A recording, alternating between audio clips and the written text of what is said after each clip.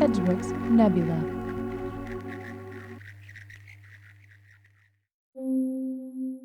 The hit mobile game Terragenesis was all about taking a new world and bringing it to life over time, from a barren wasteland to a verdant paradise. But before we can achieve a new Earth, humans must first learn to adapt and survive in those original, inhospitable climates. Extreme temperatures, unbearable pressure, and storms of dust or geomagnetic pulses unlike anything ever experienced before. We must withstand all of it if we are to make new homes for humanity. Those first moments, the first rockets, the first settlements, the first sunrises and sunsets will be critical not only to our future as a spacefaring species, but our ultimate survival in this universe. Before our giant leap comes our first small steps.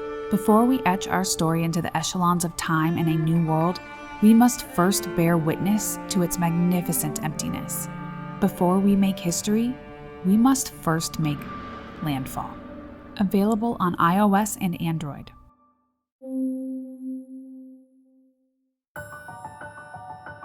Hello, and welcome to Settle the Stars. Hey folks, this is Rachel Emerson. Lacey Hannon is off this week. Last episode, we talked about the constellation Hercules. This week, we'll look at Aquila the Eagle who carried Zeus's thunderbolts. It is the 22nd largest grouping of stars in the sky and contains Altair, one of the stars of the Summer Triangle. We'll look at the Milky Way's Great Divide, a star nursery, and why Altair can be moody and unpredictable, just like the Midwest weather. Before I get too far into this episode, I should mention there are multiple ways based on region to pronounce this constellation, but I will be going with how most Northern Hemisphere astronomers pronounce it, so let's forge ahead into Aquila.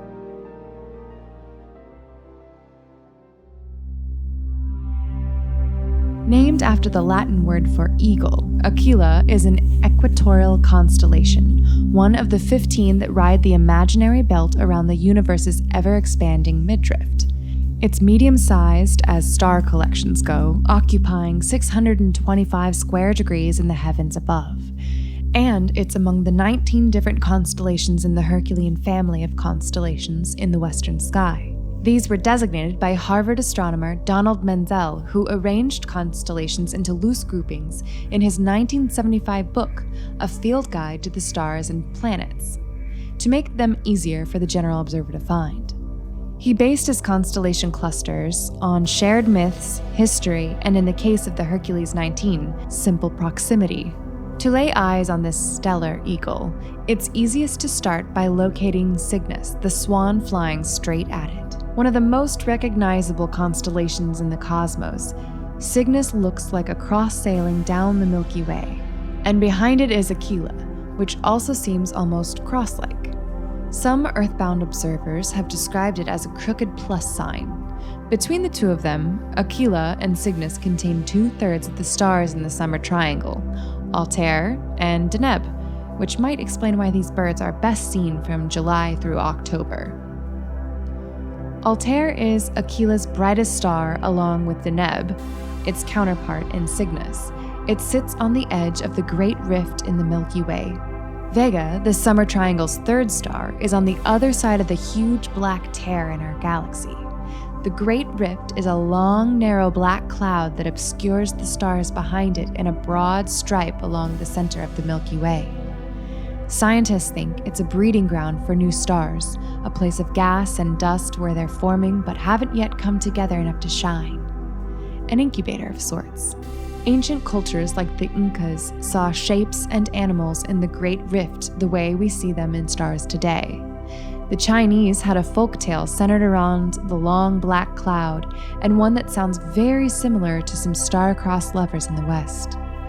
It goes like this. A weaver girl, Ginu, symbolized by the star Vega, fell for the cowherd, Neolam, our star Altair.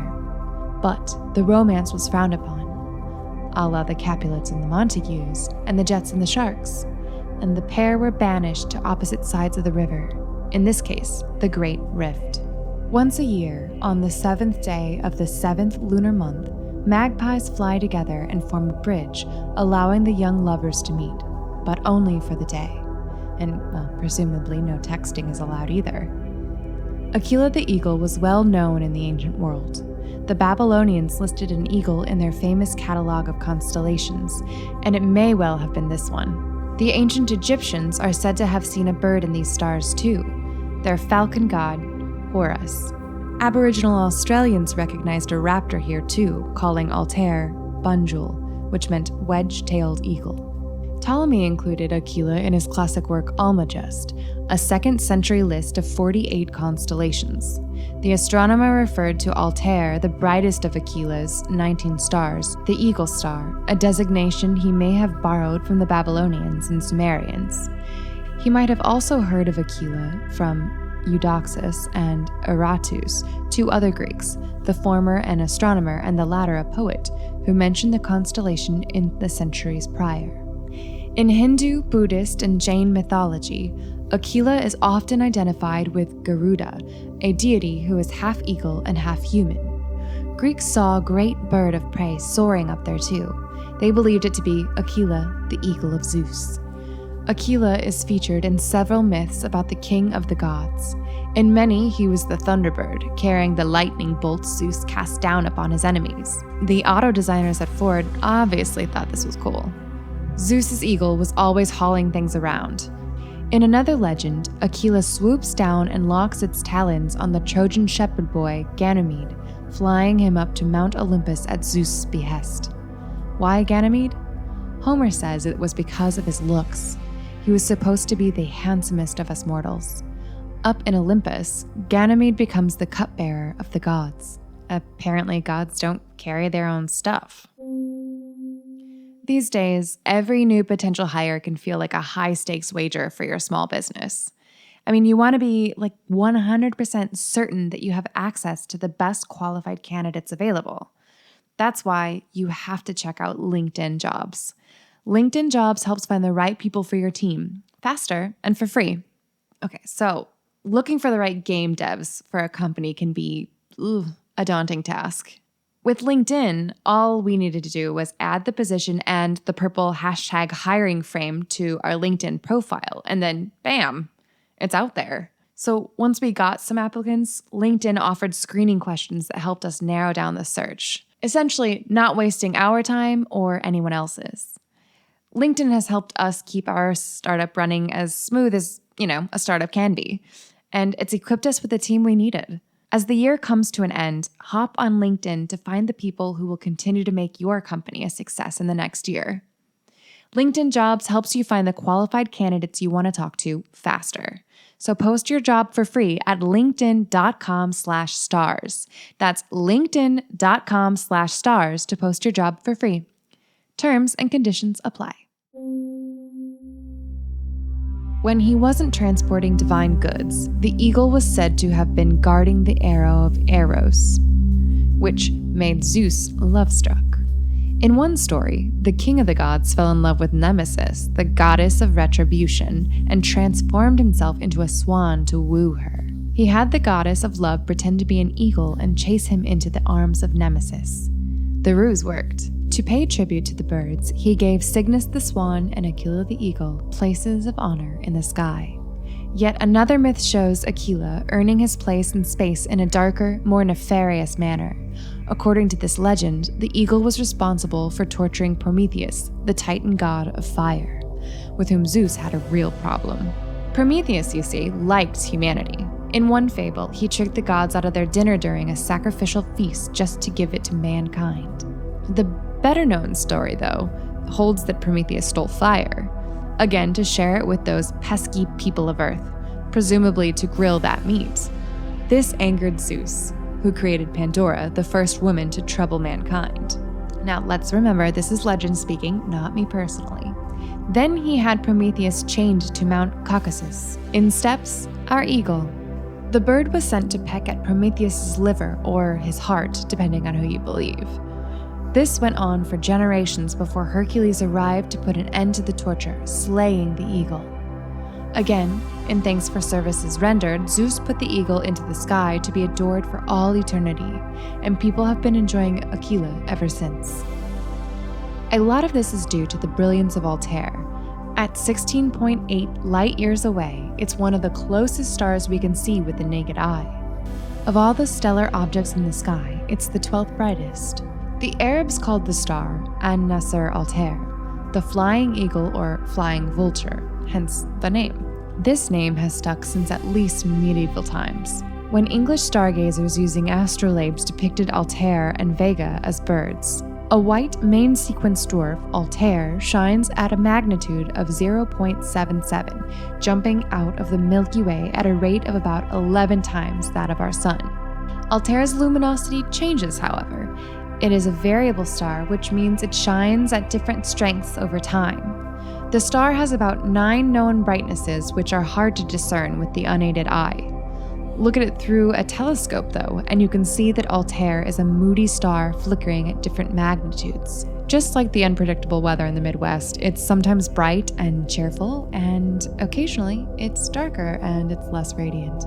Astronomers attribute Altair's varied nature to the speed at which it spins. It rotates on its axis once every 10 hours as compared to the 27 days our Sun takes. This fast whirling causes the star to flatten. Its diameter at its equator is more than 20% larger than the diameter at the poles. Imagine pressing your hand down on a softball, forcing the top down and then the sides out. You get the idea. Altair's rotation makes it an oblate spheroid, like our Sun, though our Sun is nowhere near as oblate as Altair. And I should say, our Sun is smaller too. Altair is almost twice as massive. Like our Sun, Altair is one of the few stars that has posed for pictures. In 2006 and 2007, a team created an image of Altair's surface using infrared observations made from the Michigan Infrared Combiner. According to reports, it was the first time the surface of any main sequence star besides our Sun had been rendered so directly. And like any good star, Altair not only poses for the paparazzi, but also has been in the movies. If you're a sci-fi geek, you may have heard of Altair as the home star system of the aliens in the 1956 film Forbidden Planet. NASA named the Lunar Surface Access Module after the star in 2007. All the stars in Aquila pale in comparison to the mighty Altair. But the star is not the only intriguing object in this avian array. 2 major nova have appeared within the birds across history. The first burst onto the scene in 389 BC. The other, known as Nova Aquilae, outshone Altair briefly in 1918 during the Great War, reaching a magnitude of -0.5. It was the brightest nova recorded since stargazers started pointing telescopes at the sky. Aquila is also home to several notable nebulas. These include the Glowing Eye Nebula, the Phantom Streak Nebula, a planetary nebula, and a bunch of globular clusters. One of the biggest stellar nurseries in the Milky Way, those deep space regions where stars are born, sits within Aquila too. Known by the catchy name W51, it's about 17,000 light-years from Earth, and astrophysicists suspect that it would appear about as large as the Moon if it weren't for all the stardust and gases swirling around. Aquila also boasts a part of the biggest thing in the known universe, the Hercules Corona Borealis Great Wall, which sprawls more than 10 billion light-years through several of the constellations in the Hercules family. Bursting with nova, filled with stories, and the birthplace of new stars, Aquila is one of those constellations that gives us hope for the future. The Eagle has not yet landed. We hope that you've enjoyed another flight through the cosmos. Join us again next time on Settle the Stars, where we get to dive deeper into Cygnus the Swan. In the meantime, happy terraforming.